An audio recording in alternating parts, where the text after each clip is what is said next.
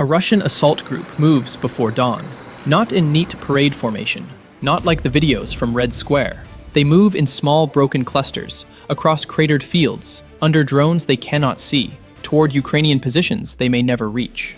Then the sky starts buzzing. This is the new math of Russia's war in Ukraine. Not one dramatic breakthrough, not one clean armored thrust, but a daily grinder so brutal that Ukrainian reporting says Russia has been losing around 1,140 troops a day in recent periods of fighting. Not all killed, many wounded, some missing, but all removed from the battlefield. And that distinction matters because in modern war, a casualty is not just a body. It is a trained rifleman gone, a squad broken, a vehicle left without crew, a commander forced to improvise, and a logistics system asked to replace human beings faster than it can absorb them. Ukrainian and Western casualty estimates vary, and all wartime numbers should be treated carefully, but the pattern is clear. Russia is paying an enormous human price for painfully small gains. This is not just a battlefield statistic. This is strategic humiliation by attrition. Because Russia entered this war expecting speed, shock, collapse, and surrender. It expected Kyiv to fall. It expected Ukraine's army to fracture. It expected the West to argue, hesitate, and eventually move on. Instead, more than 4 years after the full-scale invasion began, Russia is still grinding forward, village by village, field by field, tree line by tree line, while its army absorbs losses that would have shattered most militaries on Earth. The Russian army is not being defeated in the way armies used to be defeated, with one flag falling over one capital. It is being cut apart by the day. And by the end of this video, you will understand why that daily number, 1,140, is more than a casualty report.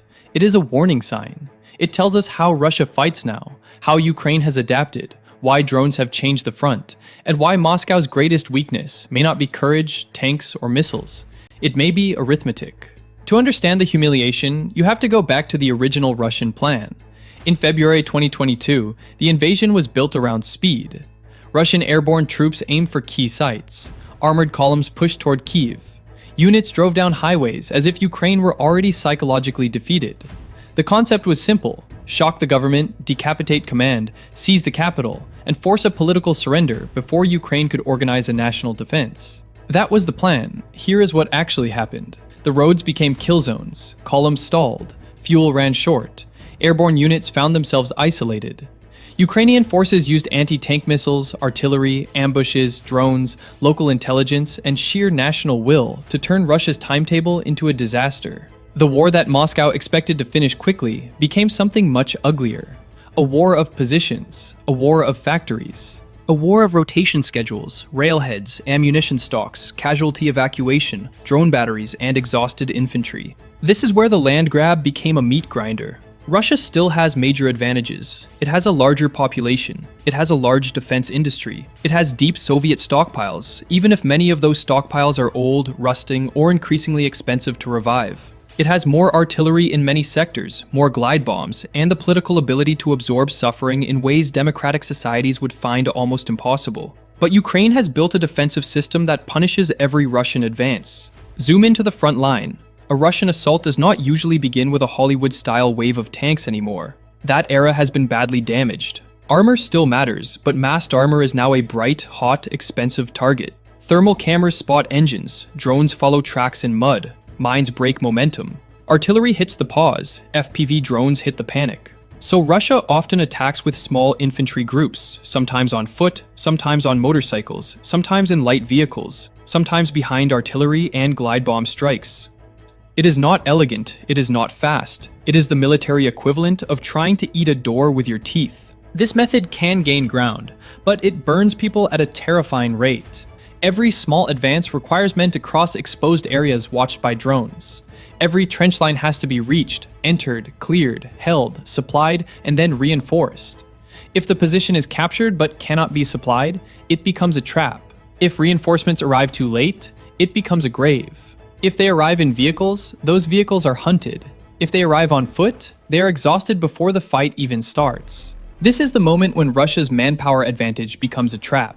Because having more soldiers helps only if you can train them, equip them, lead them, protect them, rotate them, and replace them without destroying the quality of your force. That is much harder than throwing names into a spreadsheet. According to CSIS analysis published in January 2026, Russian casualties have been significantly greater than Ukrainian casualties, with possible combined losses in the war approaching 2 million by spring 2026.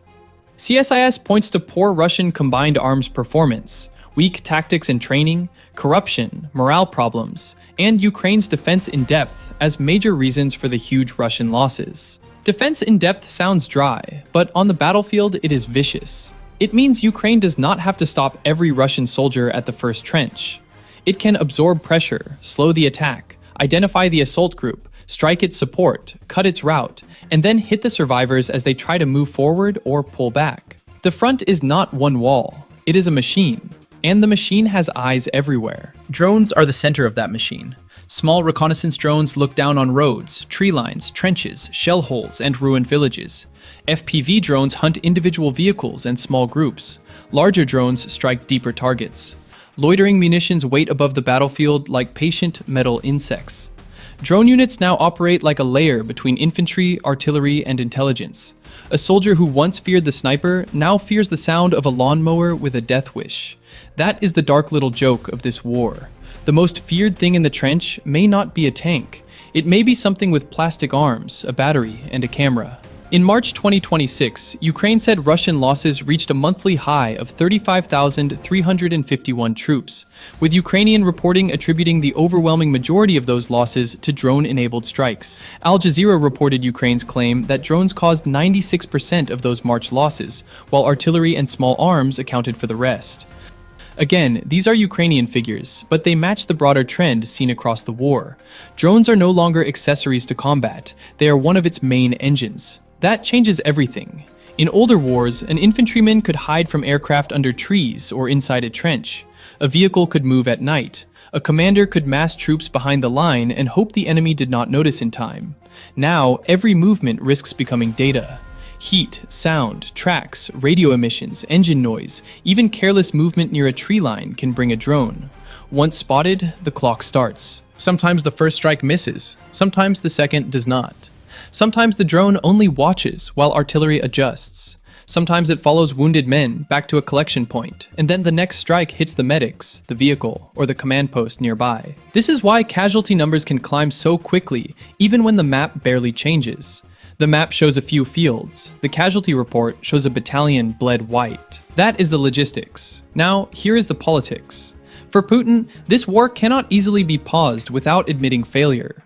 Russia has already paid too much, promised too much, and militarized too much of its national identity around victory. The Kremlin has told Russians that this is not just a war against Ukraine, but a civilizational struggle against NATO, the West, and alleged threats to Russia's survival.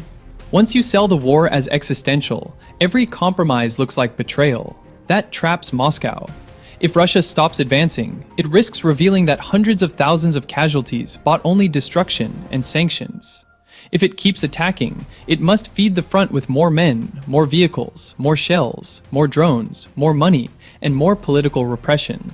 This is not strategy as chess. This is strategy as a furnace. And furnaces require fuel. The question is whether Russia can keep feeding it. IISS assessed in April 2026 that Russian personnel losses in 2025 remained very high, roughly around 1,000 casualties per day on average, while Ukraine's war effort continues to evolve around adaptation and attrition. That word, adaptation, is crucial. Ukraine is not simply surviving by courage. Courage matters, but courage without systems gets people killed. Ukraine has adapted its military around drones, distributed command, battlefield intelligence, Western weapons, domestic production, and constant learning under fire. Units share techniques quickly. Drone designs evolve quickly. Electronic warfare changes weekly. A tactic that works in February may be obsolete by April. This war is a laboratory with artillery, and nobody gets a safety briefing. Russia adapts too.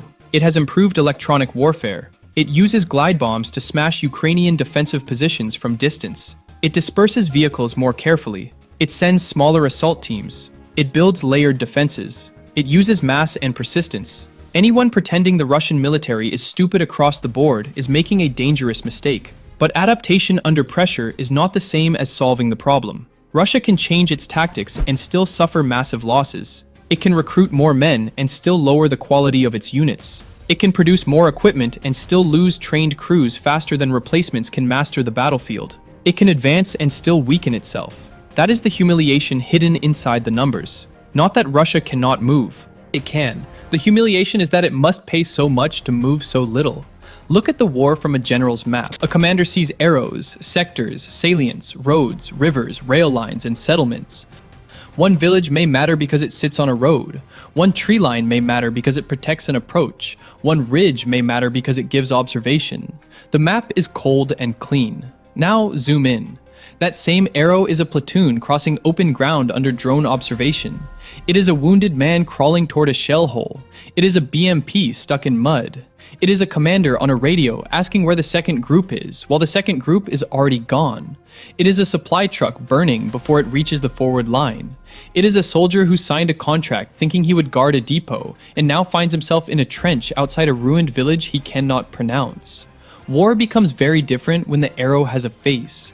And this is why the phrase 1,140 troops a day must be handled carefully. It should not be celebrated like a scoreboard. These are human beings, many of them sent by a state that chose aggression, many of them poorly trained, many of them trapped by poverty, coercion, propaganda, or lack of options. But in military terms, the number is devastating. An army losing more than 1,000 men a day has to solve several problems at once. It needs replacement troops, it needs trainers, it needs officers and non-commissioned leaders, it needs uniforms, rifles, body armor, radios, medical systems, vehicles, food, and ammunition. It needs rear area units to process the wounded. It needs hospitals, it needs transport, it needs families kept quiet. It needs propaganda to explain why the sacrifice is worth it. The casualty is only the beginning of the cost. A wounded soldier may require evacuation under fire, surgery, rehabilitation, pension support, or replacement in the unit. A killed soldier may require paperwork, compensation, and a story. A missing soldier creates uncertainty and anger. A unit that loses too many experienced men becomes less effective, which increases future casualties, which makes the unit even weaker. This is the casualty spiral, and once it begins, commanders often respond with the one thing that creates more casualties: more attacks. This is where Ukraine's defensive strategy becomes strategically powerful. Ukraine does not need to destroy the entire Russian army in one battle.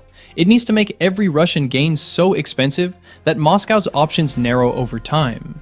No clean breakthrough, no cheap victory, no pause without pain. At the same time, Ukraine faces its own brutal problems. Its soldiers are exhausted, its infantry has been under extreme pressure, its cities and energy infrastructure have been repeatedly attacked, its economy depends heavily on outside support, its army needs manpower reforms, rotation policies, recruitment improvements, and sustained Western aid. Reuters reported in May 2026 that Ukraine was rolling out army reform plans aimed at infantry shortages, pay, contracts, and rotation, showing that Kyiv also understands the war cannot be won by endurance alone. That matters because Ukraine's success is not automatic. Russia is not collapsing tomorrow because of one bad casualty report.